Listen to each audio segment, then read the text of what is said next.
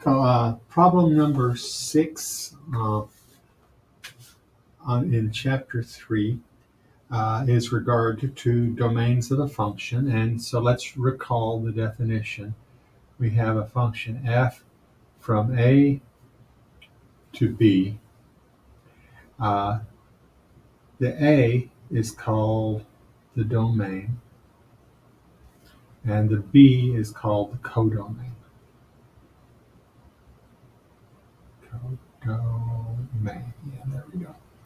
And so the idea here is a function is something which you have an input and an output, and the input will be something that comes from the set A, and the output is something which would be able to fit in to the set B. So it's telling you what to expect going in and what to expect coming out. So in terms of homework problem number 6A, we have the exponential function, exp. The exponential function, you may have met that in an algebra class, which goes from negative infinity to positive infinity. It can take in any real number, and it puts out from 0 to infinity. So this is the domain, and this is the codomain. And so this first part will be the domain. So it's on part A, it says give the domain of the function, and that domain is negative infinity to positive infinity. It is just as simple as that. B, the square root, which goes from positive numbers to infinity and puts out from 0 to infinity. This is the domain. Okay, from 0 to infinity.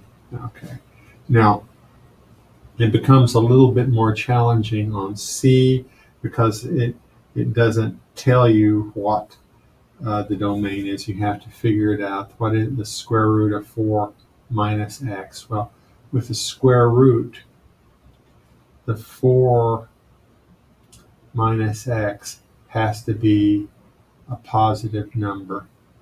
And so this would be that 4 is greater than x. Or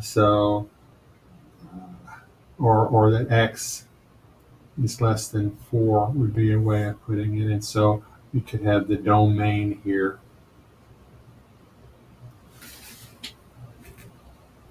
The domain being the set negative infinity up to, and this could be less than or equal to here, 4. Okay, so that's how you do A, B, C, and we might as well do D while we're at it.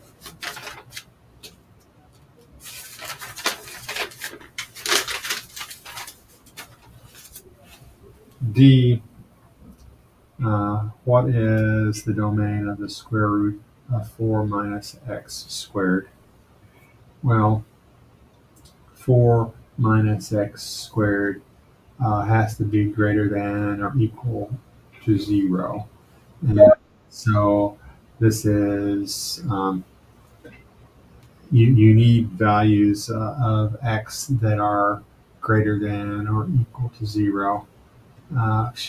Or values of x for which this is greater than or equal to 0. Now, one way to approach this is to say, okay, let's let y equal 4 minus x squared and look at the graph.